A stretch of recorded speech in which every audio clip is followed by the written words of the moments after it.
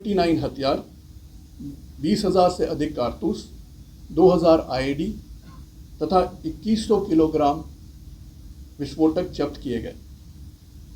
बरामद किए गए हथियार में 11 रेगुलर और 31 पुलिस से लूटे गए हथियार थे।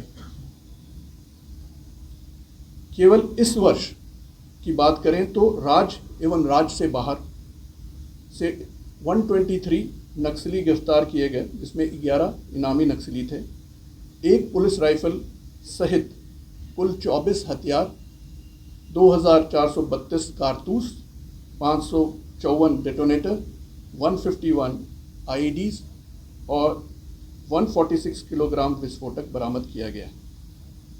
महत्वपूर्ण बात है कि विगत कुछ वर्षों से नक्सलियों के विरुद्ध कार्रवाई करने की रणनीति में बदलाव लाया गया है, जिसके तहत राज्य में नक्सलियों के जो गढ़ हैं वहाँ पे फॉरवर्ड ऑपरेटिंग बेस स्थापित किए गए। ये 11 की संख्या में। ये एफओबीज जंगलों के बीचों बीच और दुर्गम पहाड़ियों पे स्थित हैं। इनके स्थापना से नक्सलियों के शरण स्थल को नष्ट करने में काफ़ी हद तक सफलता मिली है तथा इन क्षेत्रों में पुलिस एवं सरकार का प्रभाव एवं नियंत्रण भी कायम किया जा सका है। झारखंड सीमा पर सिक्योरिटी वैक्यूम को भरने एवं नक्सली गतिविधियों पर रोक लगाने के लिए भविष्य में 5 एफओबीज स्थापित करने का निर्णय लिया गया है, जिस पे कार्रवाई चल रही है। माओवादी के वित्त पोषण रोकने की दिशा में भी कार्रवाई की गई है। अफीम की अवैध खेती माओवादी के वित्त पोषण का प्रमुख स्रोत है। अफीम की अवैध खेती के विनिष्टीकरण हेतु सतत कार्रवाई की जा रही है एवं वर्ष 2024 में 2,523 एकड़ पर हो रही अफीम खेती को विनष्ट किया गया। लेवी भी माओवादी के लिए एक आय का स्रोत है। लेवी वसूलने की गतिविधि पर लगातार निगरानी रखी जा रही है। वर्ष 2020 से अब तक 56 लाख रुपए बरामद किए गए लेवी के हेड में। यूएपीए के अंतर्गत भी अब तक 32 मामलों में नक्सलियों के 6.75 करोड़ की अचल संपत्ति को जब्त किया गया। उसी तरह पीएमएलए में 14 मामले में 8.97 करोड़ की नक्सलियों की संपत्ति जब्त करने का प्रस्ताव ईडी को भेजा गया है, जिसमें 4.9 करोड़ रुपए की संपत्ति जब्त की गई है। अन्य माओवादी के संपत्ति का भी पता लगाया जा रहा है ताकि उनके विरुद्ध भी संपत्ति संपहरण की कार्रवाई की जा सके। अपराध अनुसंधान के अंतर्गत महत्वपूर्ण नक्सल कांडों के अनुश्रवण हेतु एक समिति का गठन किया गया है। उक्त समिति वर्तमान में 18 महत्वपूर्ण कांडों का मॉनिटरिंग कर रही है।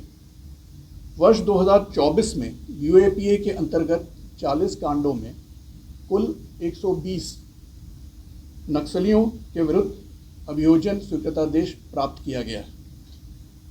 सरकार की वामपंथी उग्रवादियों के लिए आत्मसमर्पण एवं पुनर्वास नीति के भी अच्छे परिणाम सामने आए हैं। उक्त योजना के अंतर्गत 2020 से 22 नक्सलियों ने आत्मसमर्पण किया है। नक्सल के फ्रंटल ऑर्गेनाइजेशन को भी चिन्हित कर उनकी गतिविधि पर नज़र रखी जा रही है। नक्सल के विरुद्ध लगे एजेंसियों की क्षमता एवं इंफ्रास्ट्रक्चर के उन्नयन पर भी काम किया जा रहा है। स्पेशल इंफ्रास्ट्रक्चर स्कीम के तहत फेज़ 1 में नक्सल प्रभावित क्षेत्रों में 85 फोर्टिफाइड थानों का निर्माण कार्य पूर्ण कर लिया गया है। फेज़ 2 में स्वीकृत 27 थानों में से 25 के भवन का निर्माण कार्य पूर्ण हो गया है। 2005 में विशेष कार्य बल में 9 चीता कार्यरत थे, जिसकी संख्या बढ़कर अब 34 हो गई है। इसमें से 19 चीता नक्सल प्रभावित जिलों में प्रतिनियुक्त है। उन्हें लगातार विशेष प्रशिक्षण भी प्रदान की जा रही है। नक्सल प्रभावित क्षेत्रों में नागरिकों को मुख्य धारा में जोड़ने के उद्देश्य से कई जन कल्याणकारी योजनाएं भी चलाई जा रही हैं। सड़क संपर्क योजना के तहत राज्य के 8 जिलों में 128 पथ, जिसकी कुल लंबाई 1814 किलोमीटर है, का निर्माण कार्य पूर्ण कर लिया गया है। नक्सल प्रभावित क्षेत्रों में संचार व्यवस्था को भी सुदृढ़ करने के लिए 93 मोबाइल टावर लगाए गए हैं। वहीं 35 और मोबाइल टावर का निर्माण कार्य चल रहा है। हमसे जुड़े रहने के लिए हमारे YouTube चैनल को सब्सक्राइब करें और नई वीडियो की नोटिफिकेशन के लिए बेल आइकॉन को दबाएं। अगर आप ये वीडियो Facebook पर देख रहे हैं तो लाइक जरूर करें और ज्यादा से ज्यादा शेयर करें। धन्यवाद।